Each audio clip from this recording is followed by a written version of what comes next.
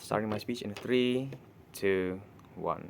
Panels, we believe that propositions have always been doctrinized to then be able to think that men are always going to be stronger than women, and then women are still going to be weaker than men, right? Therefore, I think that there's going to be two main points that is going to be under this debate. A, why both harms are going to be equal or even worse under side proposition, and also B, why it's going to be worse for you simply because forbidding something clearly is going to increase the chances of people wanting to try them, right? Therefore, few points of counterframing panels. Firstly, what motion is this? This is a policy motion. Therefore, the team that is going to win this debate is going to be the team that A, what proves to you why equality of owning a firearm, especially for both genders, is inherently needed. But then B, why the world is going to be okay when genders are already going to are able to then use these firearms, own these firearms, right? But then B, what are the few failures under side proposition? Firstly, you realize under their side, crimes are inherently going to happen. Why is this? First point,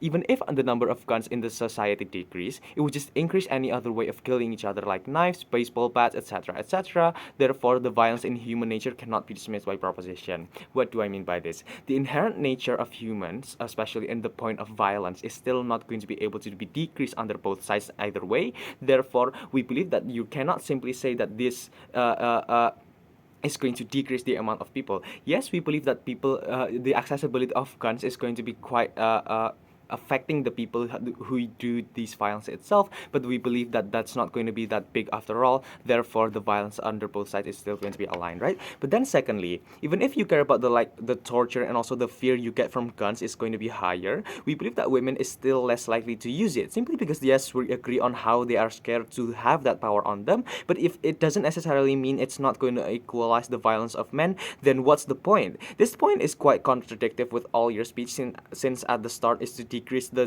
crimes itself. Then if you know that's going to happen, what's the point in doing that policy anyway? But then thirdly, even if that sense of fear is going to be instilled towards men, it's still going to be hard to decrease that violence, since you realize women are considered to be weaker, and even if they were able to protect themselves, what's the guarantee she's not going to be traumatized after like killing someone, etc., right? But then fourthly, even if that trauma still happen under our side, it's going to be decreased, since men also have that power itself, and the status quo like that has always happened. It's more likely for you to shoot in fear when you realize your opponent also put fear into you. Therefore, it's going to be far more effective under our side to be able to protect yourself anyway, right, panels? But then B, exactly because it's such a simple central use of power, women are not men and not created to do that, meaning that your mechanization on how women still need a license is also hard to get, since not every woman is still built to use guns. Therefore, we question your benefits after all, side proposition.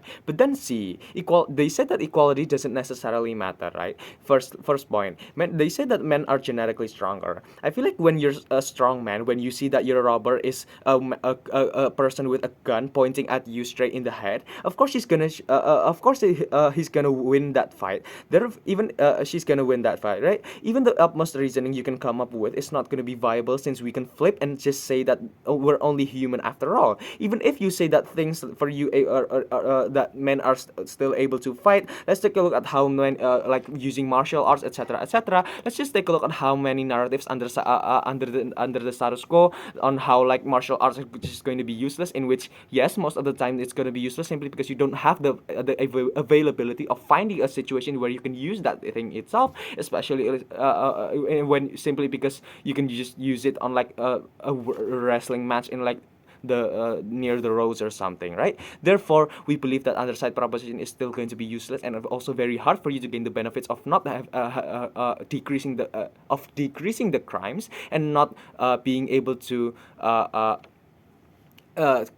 decrease the accessibility of men doing the violence itself, right? But then, okay, panels, 2 points of arguments in which I will most likely be turning into one. Firstly, on the point of practicality, in which what is the world going to look like? Under government, they've been saying that equality is going to be useless and not feasible for men to have guns, right? Therefore, let's take a look on what would happen when we suddenly apply this policy towards the society itself. A, you realize that the high shortage on illegal distributions of guns is going to be incentivized there to be protected by higher criminal classes, simply because it's their main source of protection. It's their main source of like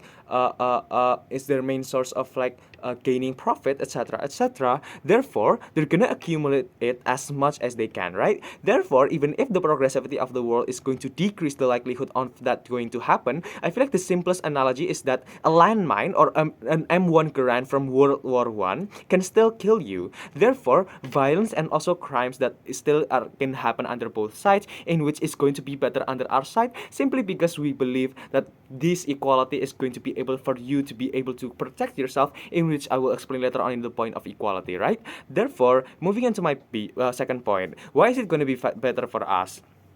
We believe that not all men are strong and not all women are weak, right? Either everyone have their own needs, and this micro act is the thing that is not going to be available under side government. Simply because they're already focusing on like if you're a man, you're strong, and then you can't have a gun, meaning proposition do not have humanity. This is something quite important, simply because you're basically like even when we're talking about a policy motion, you're most likely to get to then be able to then be the government itself, right? Therefore, when you're government, your main point is to then try to get the public trust, especially from your societies, in which we believe societies do not only contain the women itself, but also men. Therefore, we believe that this point of inequality is going to create chaos, simply because this simple act of unfairness is very risking yourself, is very risking the place or the society that you're gonna live in. Therefore, we believe that it's very hard for you to then be able to accept and also think that it's going to be effective anyway, right? Therefore, let's move on into C.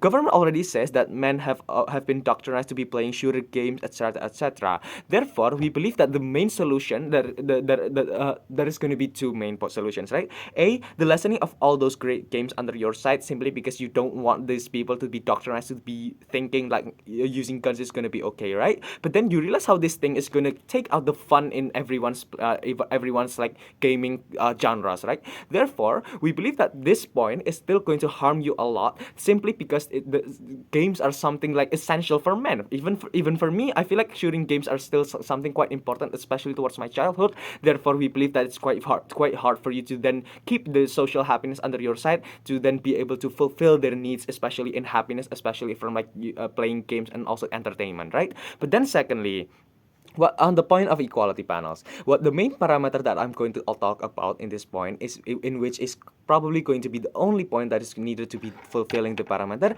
is that a both genders have protection, in which we believe that genders especially like no that men and women still need the protection itself, not only women or not only men. Therefore, we believe that even if you talk about the protection itself, or even like when people have the high violence, I feel like the women still can do the same too. Even if yes, we believe that under the status quo currently, that men still do more violence rather than women, we believe that this thing is still not actually guaranteed for you to then be able to protect yourself, simply because a, you realize how you're not going to immediately get the gun yourself as a woman. But then b, even if we are able to get it, you're not going to be able to be guaranteed to then be able to use it for protection itself. But then c, it doesn't necessarily close the fact or like the guarantee on how people are going to still kill you in like house robberies and also like many more crime things, right? Therefore, we are so proud to oppose.